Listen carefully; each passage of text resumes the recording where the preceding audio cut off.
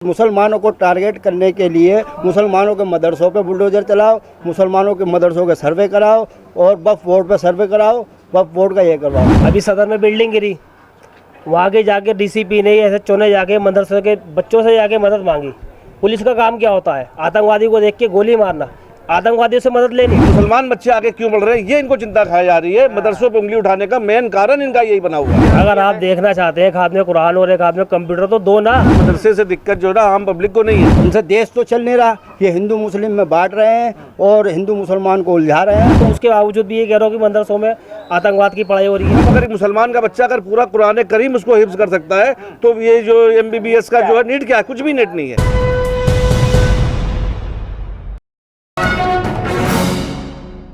इस वक्त मदरसों का भी सर्वे चल रहा है। मदरसों में बाकायदा एक टीम पहुंच रही है और वो जाकर जांच कर रही है कि भाई मदरसे में आप लोग क्या पढ़ाते हैं, मदरसे किसकी ज़मीन पर बने हैं, मदरसों को पैसा कहां से आता है। ये कई अहम सवाल उनके पास हैं। ये तो खुल के कहते हैं कि मदरसों में आतंकवादी पढ़ते हैं, ठीक है।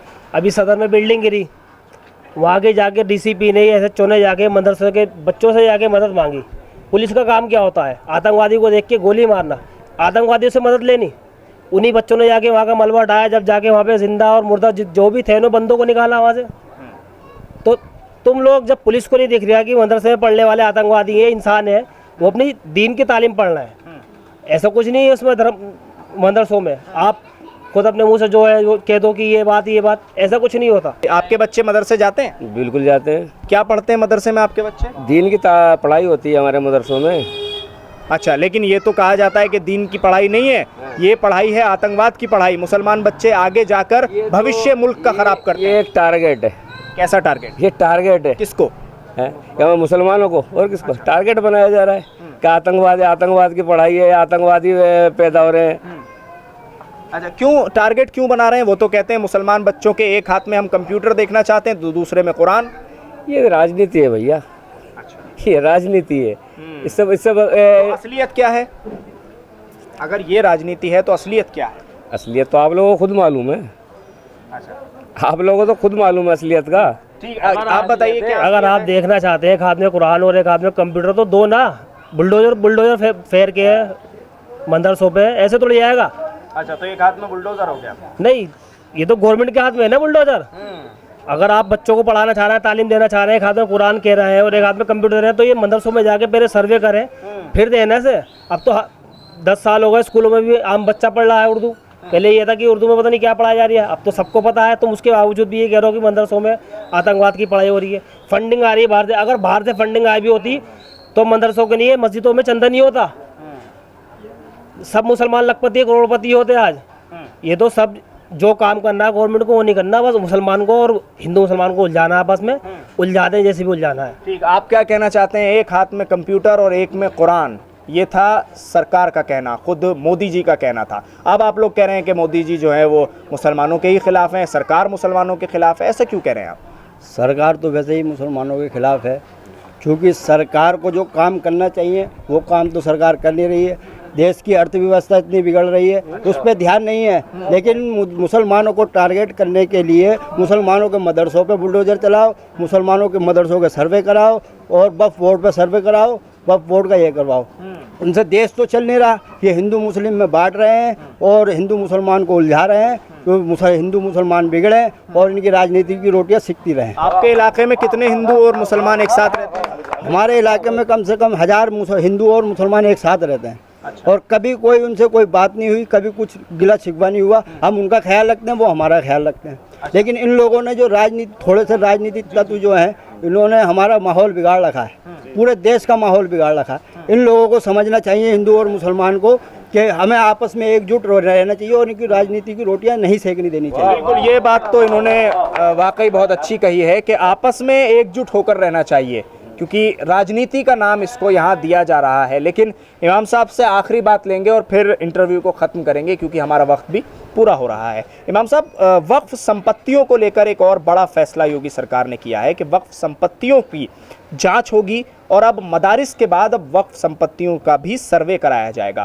पहला सवाल तो मदरसे को लेकर है कि ऐसा मदरसे के लिए जो सर्वे का ऑर्डर आया है उसको आप कैसे देखते हैं, और दूसरा वक्फ संपत्तियों पर जल्दी से जवाब चाहता हूँ। देखिए, चाहे योगी सरकार हो, इससे भी पहले सरकारें चलाई यूपी में, बड़े बड़े दानिश्वर लोग थे, वो भी यूपी को चला रहे थे। उनके भी दिमाग में और दिल में ये ख्याल होगा कि यहाँ पे जो मदरसों में पढ़ाई हो रही है या पूरे हिंदुस्तान में जो उर्दू की या कुरान की पढ़ाई हो रही है, ये इनकी खुद की ज़ाती कमाई के पैसों से होती है, किसी के ना फंडिंग से होती है और न किसी गवर्नमेंट के दिए हुए से होती है। चंद ऐसे मदारिस या स्कूल हैं जिसमें सरकार के फंड से पैसे आते हैं जो दिए जाते हैं, नहीं तो 90% ऐसे हिंदुस्तान में और ख़ास करके यूपी में ऐसे मदारिस हैं जो खुद मुसलमान कौम के पैसों से वो मदरसों का अखराजात पूरा किया जाता है। योगी जी याद रखें, मुसलमान उनका कभी मोहताज न हुआ था और न है और न क़यामत तक होगा। जान गए, योगी जी को जितना योगी जी उछल रहे हैं और मदरसे की सर्वे करा करके उनको कुछ नहीं है। उनको ये दिखाना है कि मुसलमान जो है मदरसों में पढ़ाई कुरान की और दीन की नहीं करता, ये सिर्फ़ और सिर्फ हिंदुस्तान में जिहाद लड़ने के लिए अपनी तैयारी करता है। तो योगी जी आप सुन लीजिए, अगर ये मुसलमान कौम का बच्चा अगर जिहाद के बारे में तालीम पाता तो 75 साल तक आप हुकूमत नहीं करते, बल्कि एक ही साल में वो हुकूमत हम लोगों के कब्ज़े में आ जाती। मगर ये याद रखिए कि हमने भाईचारा की तहजीब सिखाया है और इखलाक मोहब्बत से हिंदू और मुस्लिम को रहने का सबक दिया है। चाहे हमारे वो पैगंबर इस्लाम हो, उनसे पहले भी नबी आए और हम जिस नबी को मानते हैं और कलमा जिनका पढ़ते हैं, उन्होंने हमें सबक यही दिया है कि आपस में इखलाक मोहब्बत से रहना, इसी का नाम इंसानियत है, इसी का नाम इंसान है और इसी का नाम मुसलमान है। अच्छा, तो आप लोग जितने यहाँ खड़े हैं, ज़रा मुझे एक साथ बताइएगा कि आप लोगों के इलाके में हिंदू आबादी भी है, मिक्स आबादी है आपका इलाका, एक दूसरे के साथ कैसे रहते हैं आप लोग?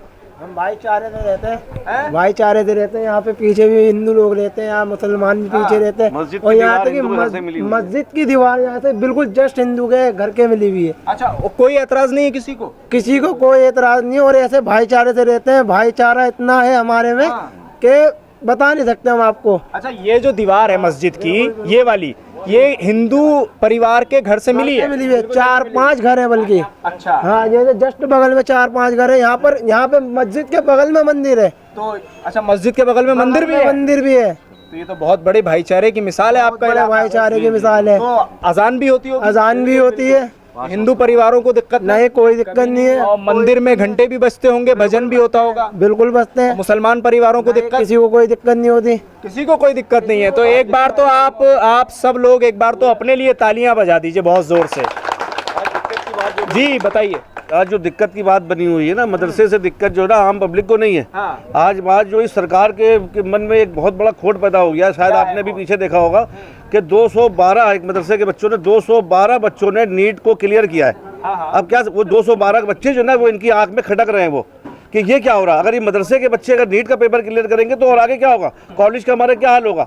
अगर बच्चे आगे क्यों बढ़ रहे हैं? जी, मुसलमान बच्चे आगे क्यों बढ़ रहे हैं, ये इनको चिंता खाई जा रही है। मदरसों पर उंगली उठाने का मेन कारण इनका यही बना हुआ है इस वक्त। क्योंकि जब अगर एक मुसलमान का बच्चा अगर पूरा कुरान करीम उसको हिफ्ज कर सकता है तो ये जो MBBS का जो है नीट क्या है, कुछ भी नीट नहीं है। अगर इस बात को जहन में रख लेना तो नीट क्लियर करना उसके लिए कोई बड़ी बात नहीं। इसीलिए 212 बच्चों ने नीट का पेपर क्लियर किया है। वो इनको इस बात की चिंता खाई जा रही है इनको कि आने वाले टाइम में ये लगता है सारे डॉक्टर, इंजीनियर, वकील सब यही होंगे, हमारा सफाया हो जाएगा। इस कौम में जो ना पढ़ाई लिखाई शुरू हो गई है, तालीम का दायरा बढ़ रहा है, इसलिए इनको परेशानी हो रही है और कोई बात नहीं है। अच्छा, कल अगर कोई ऐसी बात आ जाए कि कोई देश के खिलाफ बात करने लगे तो आप किस तरह से उसको जवाब देंगे? और कहा यह जाता है कि भाई मुसलमान जो बच्चे होते हैं वो मदरसों में पढ़ने के बाद देश को नुकसान पहुंचाते हैं। तो आप ये मुझे बताइए कि आप किस तरह से देश की हिफाजत कर सकते हैं? अपने क्या करेंगे? देश के खातिर जान दे देंगे, देते आए हैं और दे देंगे। हाँ बताइए। जान दे देंगे देश की खातिर। अगर ऐसी कोई बात देश पे आई तो अपनी जान भी कुर्बान है। हाँ। देश के लिए तो जान कुर्बान है अपनी, और हमें अगर हमारा अकीदा देखना है तो हमें बॉर्डर पे भेज दो, हम अपनी जान पहले देंगे अपनी। बॉर्डर पे हमें भेज दो। हम कौन कौन जाएगा बॉर्डर जाने के लिए, कौन कौन तैयार है? सब जाएंगे सारे ऑर्डर के लिए हम सब तैयार हैं। सब तैयार हैं। आप जाएंगे? हाँ जाएंगे। अगर देश पे कल जरूरत पड़ी और कहा गया कि भाई बॉर्डर पर जाकर देश की हिफाजत करनी है, क्या करेंगे? जाएंगे जाएंगे, जाएंगे, हिफाजत करेंगे। हिफाजत करेंगे। गोली बम बारूद सब चलता है वहाँ? कोई नहीं, कोई दिक्कत नहीं है। अपने देश की बचाने के लिए हम अपनी जान भी दे सकते हैं। अच्छा, कोई डर नहीं है। तो ये जितने लोग इस वक्त मेरे साथ खड़े, आप क्या करेंगे अगर ऐसा कोई वक्त आ गया? जी हम भी साथ हैं सबके। सबके साथ हैं? बिल्कुल अच्छा, जाएंगे बॉर्डर पर? देंगे, क्यों नहीं। चलिए, तो ये जो तमाम लोग इस वक्त यहाँ खड़े हैं, ये जो छोटे बच्चे हैं, नौजवान हैं, हमारे हमउम्र हैं, इनका भी हौसला और जज्बा इस वक्त आपको ज़रूर देखना चाहिए और इस वीडियो को आप ज़रूर आगे तक बढ़ाइएगा, क्योंकि मैं एक ऐसे इलाके में यहाँ पहुँचा हूँ और इस इलाके की मैंने खोज की कि जहाँ मस्जिद की दीवार से हिंदू परिवारों के घर मिले हैं और मंदिर की दीवार से मस्जिद जुड़ी है।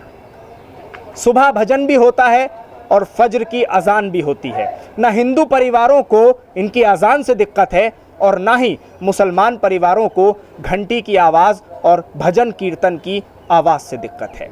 लेकिन इस इलाके में जिन लोगों ने हमसे बात की है, उन्होंने ये तो ज़रूर कहा है कि देश की हिफाजत के लिए एकता, भाईचारा ये सबसे पहले ज़रूरी है, वरना मुसलमान जब भी देश पर कोई बात आएगी तो बॉर्डर पर जाने के लिए भी तैयार है और जान अपनी देने के लिए भी तैयार है और देश के लिए जान लेने के लिए भी तैयार है।